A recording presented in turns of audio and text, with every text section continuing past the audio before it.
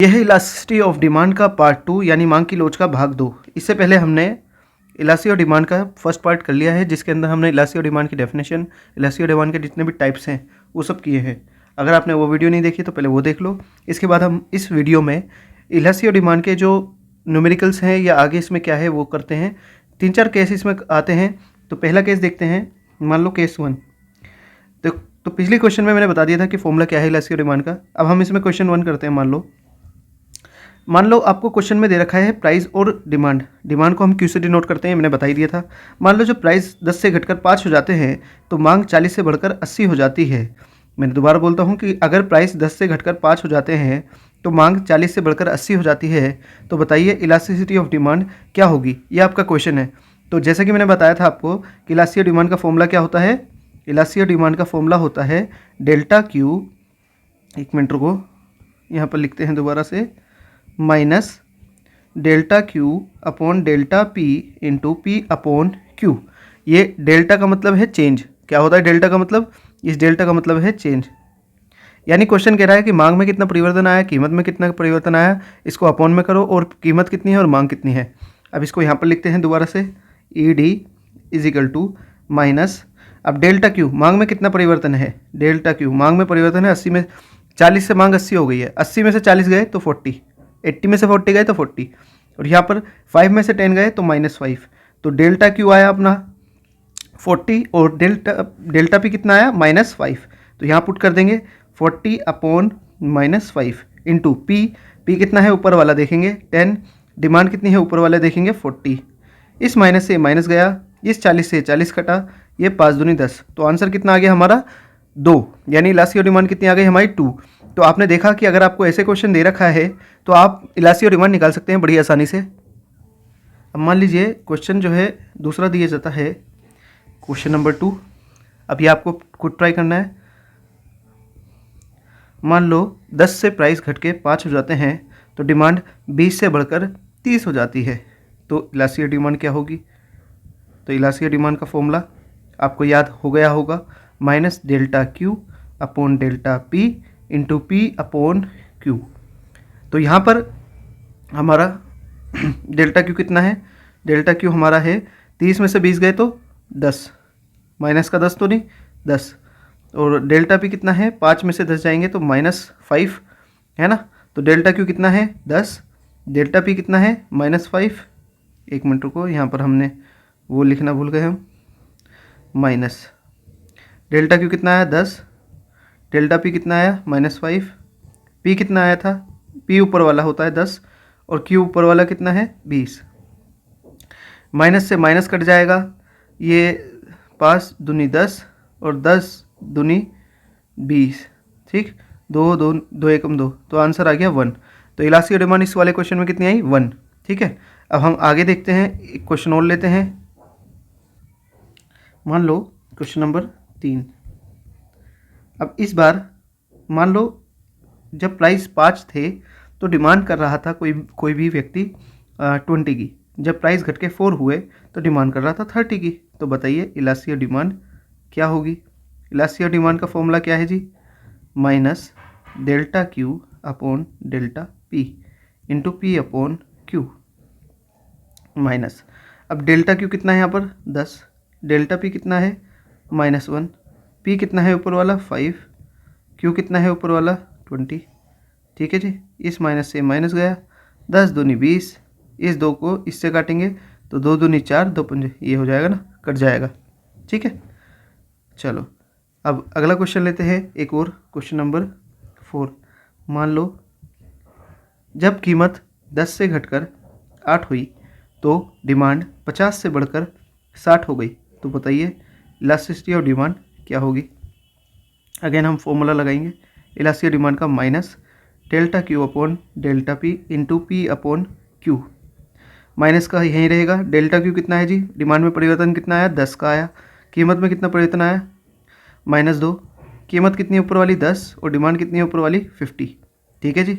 यहाँ E D लिख देंगे, इस माइनस से माइनस गया, ये 10 से ये आपका 0 चला गया, 2 पंजे 10, 5 से 5 गया तो आंसर आ गया 1, ठीक है। अब क्वेश्चन को थोड़ा सा चेंज करते हैं। क्वेश्चन नंबर 4, मान लो जब प्राइस 5 से बढ़कर 10 हो गए, यानी प्राइस बढ़ गए, तो डिमांड 40 से घटकर 20 हो गई। तो बताइए इलास्टिक डिमांड क्या है। तो इसमें हम ईडी का फॉर्मूला लिखेंगे। ईडी का फॉर्मूला है हमारे पास minus delta Q upon delta P into P upon Q. यहाँ पर माइनस डेल्टा क्यू, मांग में कितना परिवर्तन है, 20 में से 40 गए तो -20, यहाँ पर -20 आएगा, और यहाँ पर 10 में से 5 जाएगा तो 5, तो -20 upon 5 into P upon Q. Price कितना है ऊपर वाला 5, नीचे वाला ये डिमांड कितनी ऊपर वाली 40। इसको हम काटेंगे, माइनस से माइनस कट गया, ठीक है, 20 दूनी 40, 5 से 5 कट गया, आंसर आ गया 1/2। तो इलास्टिक डिमांड कितनी आ गई आपकी 0.5। ठीक है जी, ये हो गया हमारा। एक और क्वेश्चन करके देखते हैं।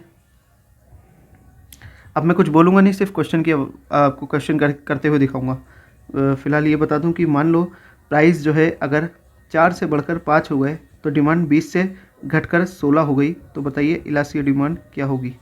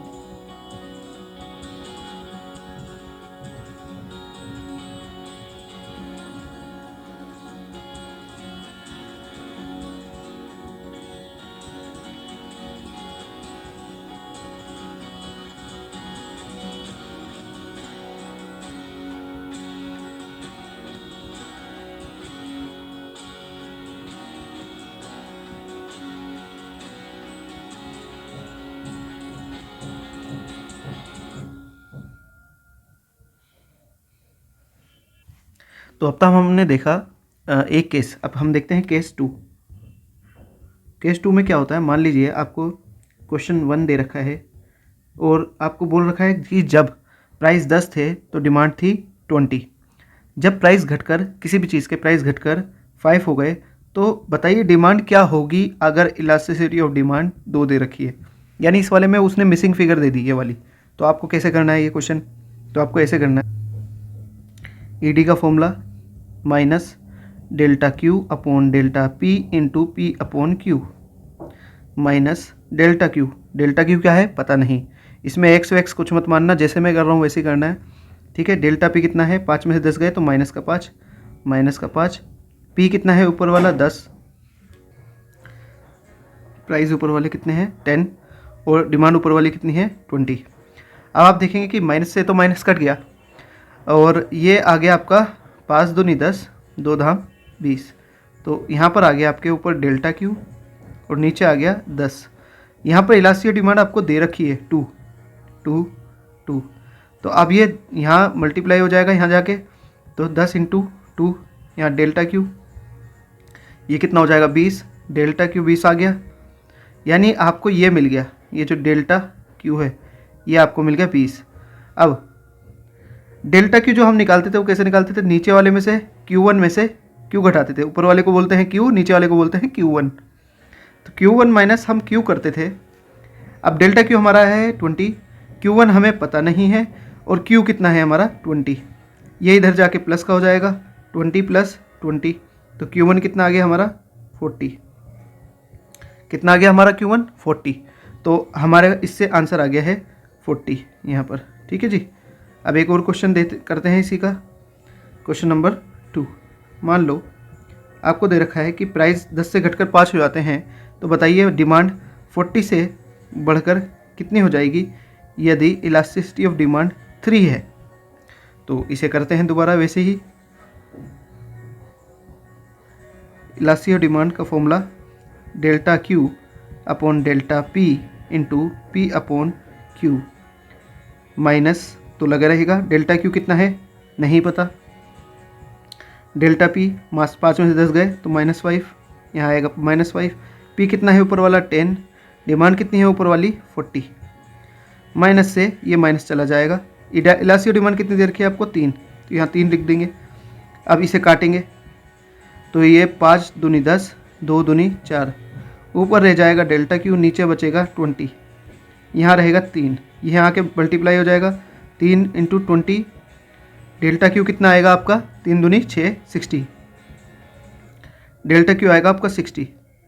अब इधर आ जाओ, डेल्टा क्यू का फॉर्मूला क्या था आपका Q1 माइनस क्यू, ये 60 is equal to Q1 minus Q, Q कितना है आपका 40, ये 40 इधर आके प्लस का हो जाएगा 60 प्लस 40, ये कितना आ जाएगा आपका Q1 100।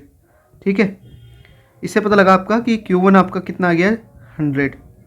ठीक, एक और क्वेश्चन करके देखते हैं, क्वेश्चन नंबर 3।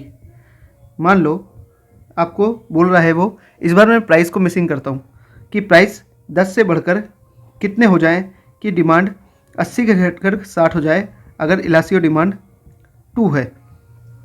ठीक है, तो हम फिर से फॉर्मूला लगाएंगे अपना ED, जिसका फॉर्मूला है हमारा delta Q upon delta P.